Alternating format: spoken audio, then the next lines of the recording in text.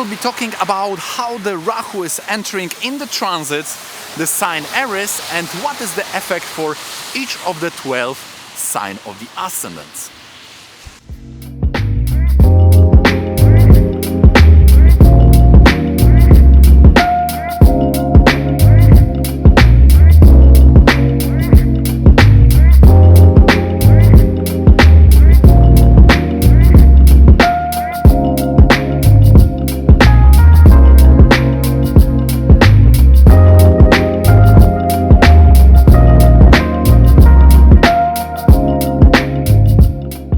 Today we'll be talking about the Yama Yoga, which is the Saturn and Mars combination of the planets through conjunction or drishti, which is the aspect, and how we can differentiate between the different results in the life of people.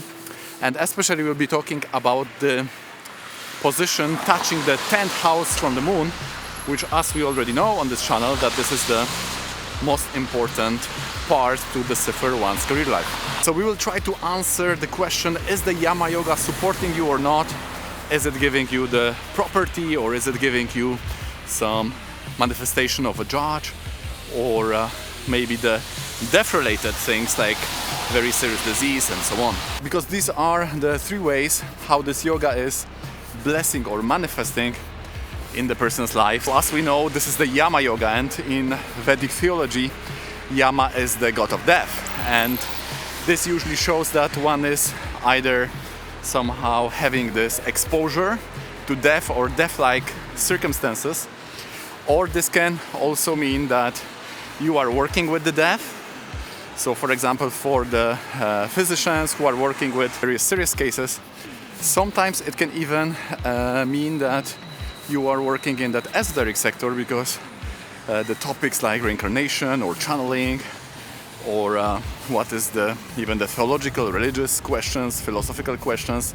Also, the death is often the central point, the thesis on which everything else is standing. The second case, how it can manifest, is the property. So, if you have this in the chart, especially in relation to fourth house or points related to property, then you may have, or you may be blessed with a huge property. And if that is also related to the career points, then this may show working with the property. And the third point, how it can manifest, it is related to being a judge, because we know that Yama, in the theological or in the Vedic philosophy, is related to someone who is, or at least the servants of Yama. The Yamadutas are present at time of passing from one body to the another, and they are very much related to judging us, where we are going. Are we going up, or are we going down? Are we staying on the same level? So in the Vedic philosophy, this is related to the Yamadutas, the Yamaraj, and so on. And even in the yoga, we have these regulations, the Yama and Niyama, something you ought to be doing and something you cannot be doing if you want to see the progress in the yoga practice. So these are the Yama and Niyama and regulation. And I think this is the same word. So the Sanskrit scholars, please let me know in the comments if you are here, if I'm right, that Yama is very much related to regulations and being the judge. As you can see, this Yama, if you have this in the chart, it can manifest very positively when you can be working with the properties or working in the judge sector, even as a physician working with serious cases, or it can manifest very negatively when, for example, you may suffer from some serious health issues, or you may have your dear ones suffering from such serious problems and so on. Of course, here we are touching the philosophical approach, which is the essentialism. It means that from one essence on the metaphysical level, right, this Saturn and Mars yoga, we are unpacking three different, seemingly unrelated things, like, for example, what would be the relationship, for example, between the property or the heart health problems, or being a judge, or some regulations and so on. It's very hard to find some logical connections between these points, but they are all coming from the same yoga in the chart, from the Saturn-Mars combination. And of course, we also already know that dealing with the death, teaching these topics, or also making can make people quite dirty on that subtle level, right? So we have the suchi, which is the purity, and there are things which are making you dirty on this subtle body level. And this may be important if you want to get some progress in that spiritual sadhana, because when you are dirty, or for example when you are somehow on the graveyard, then it is said that the mantras are not working for you, right?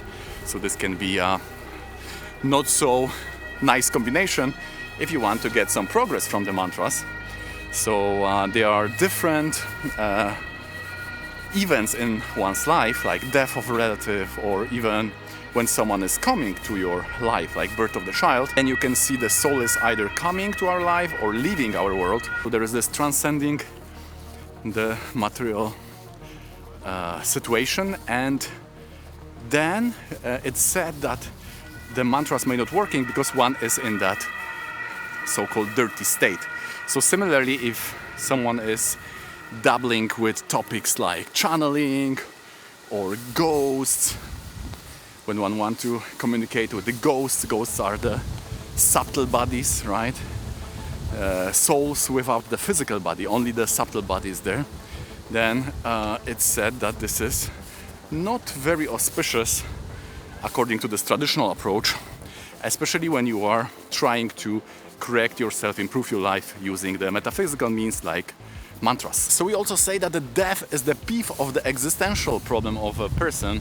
I was always wondering about the problematic that you have this sat, right? Psychologically we are thinking that we have this, we are eternal, right? The soul is eternal, the mind is eternal, and there is this continuity, which is the sat, but the soul is withheld within that, or driving at this car, which is asat, which is temporary, right? We have the body, which is temporary, and therefore this creates this dichotomy, right? Which is very problematic, and this is the source of this whole existential crisis of this person when he is meeting with this problematic. And also, if we take into consideration that there is no life after death, then there is the problem with the meaning, right? Because then everything, and it's not only the personal meaning, but the higher values like art or love or charity, like helping others, for some people they may lose we could say the meaning, right? If we are saying that there is nothing more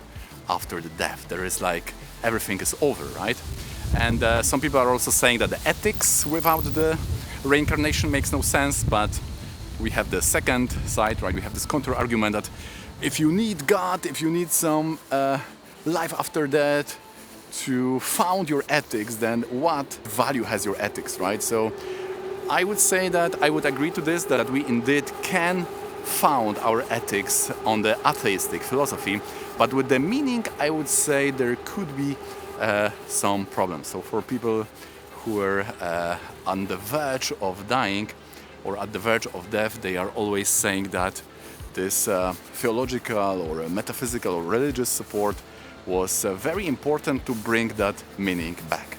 And this various discussion or how we are using astrology, the timing for health issues and also for this demise issues, they are very much taught on the second year of Jaimini. So at that year all these heavy topics are there, and they are very important. They are very important to time and to give remedies, to give predictions about such events in one's life. So as said, the video is about how to decide whether if the Yama Yoga is supporting us or not, if it's in our favor or against us.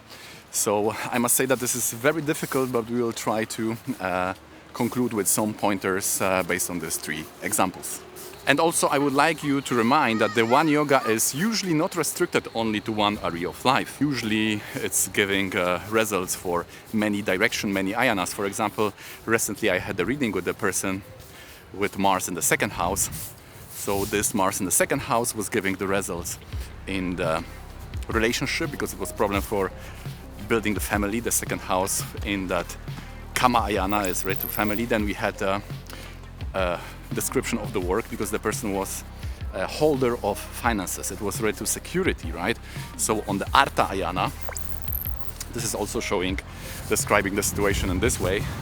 And third thing was that exactly in that dasha, exactly in that time also of this Mars, person had very difficult surgery, and one of the surgery was mistake, and this was also related to that Mars in the second house. So we can see that one planet can distribute the results for 3 ayanas or even sometimes 4 ayanas. It could also say something about the spirituality. So as said, the Yama is the son of Vivashvan Aditya, and he is responsible for this transmigration to another body.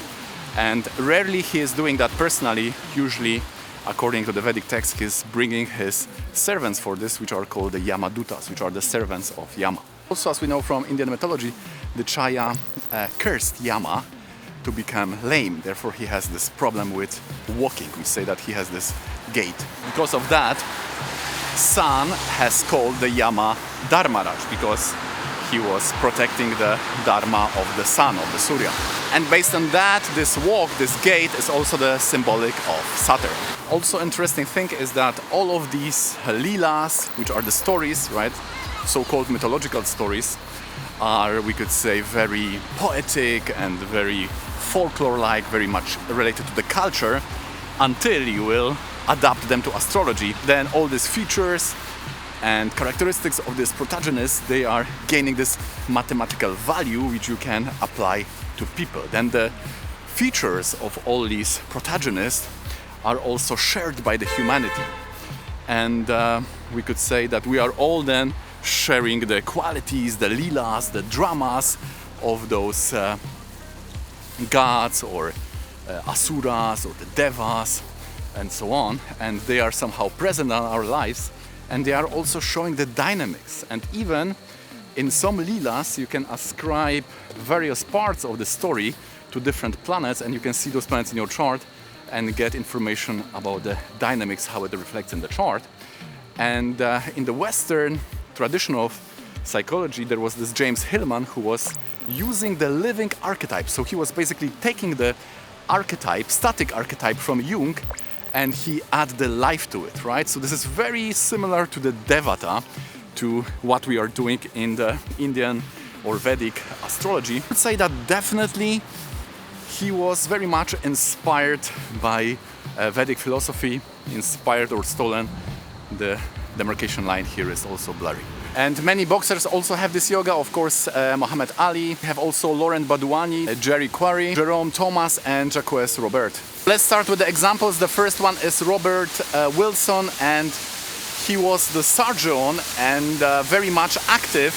He was basically building the hospitals related to the Nanning massacre, which was done by Japanese soldiers in the Chinese occupation.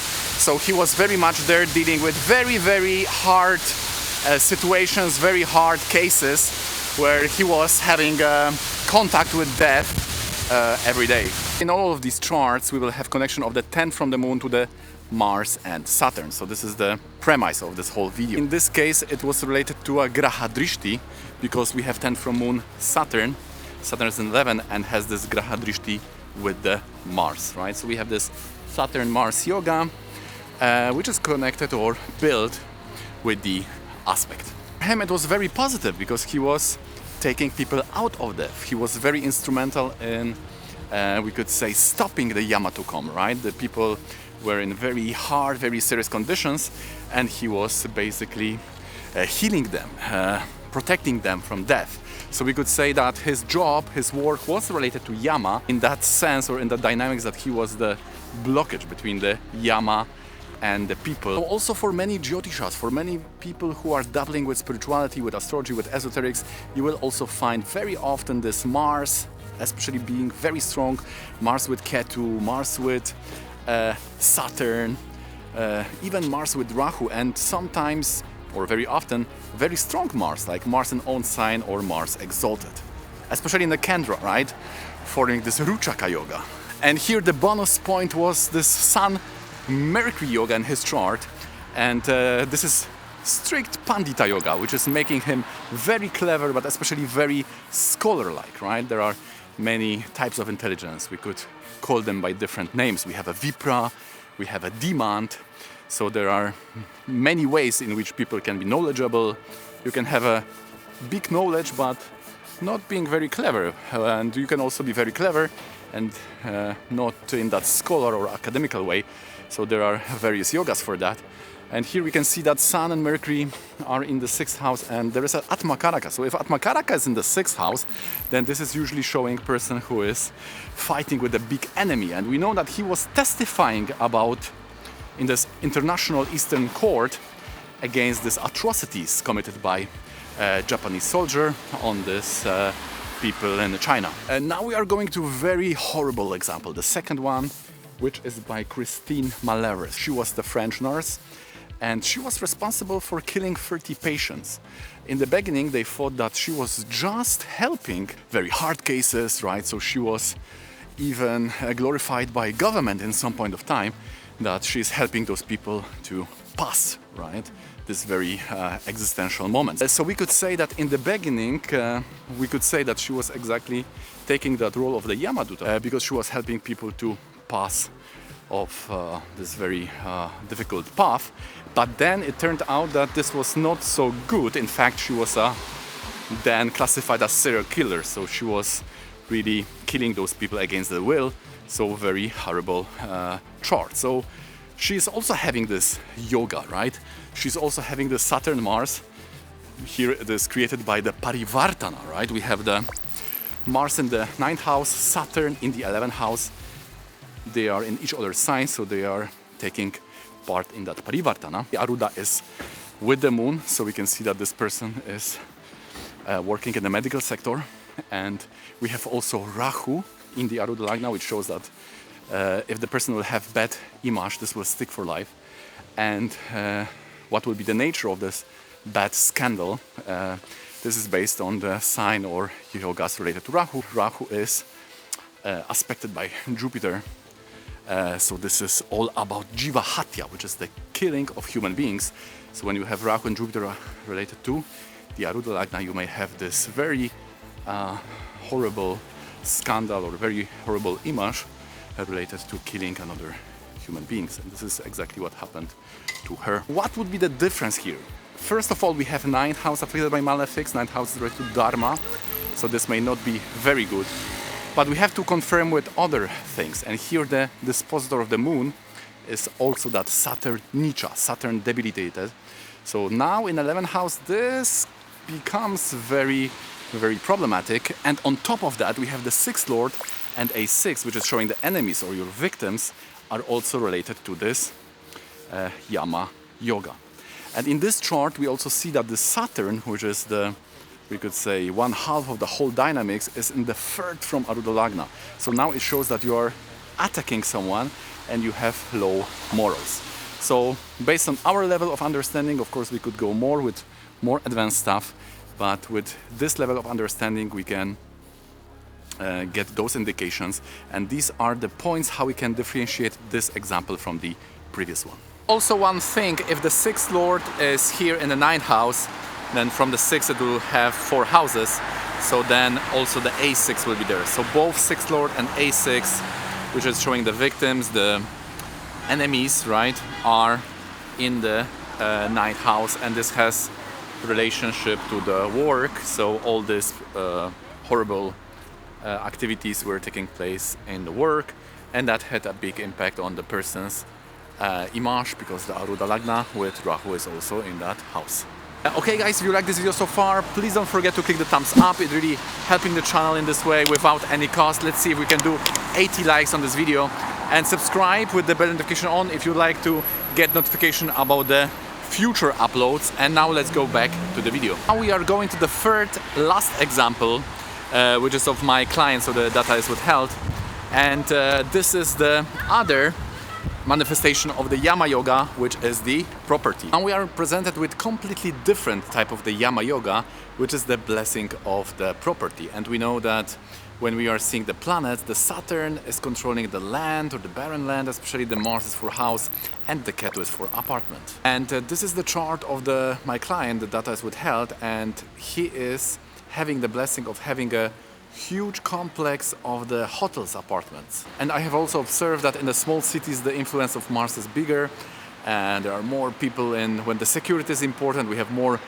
jeans, more jeeps, and so on. And in the bigger cities, we have more, I would say, Mercury influence, but take it with a pinch of salt. It's just my observation. And also based on that, we could say that maybe people influenced by Mars would like to be more in the small cities with the big security, and people with the Mercury influence, like Gemini especially or Virgo, would love to live in the bigger cities. In this chart, loss of wealth occurred in the Rahu Dasha.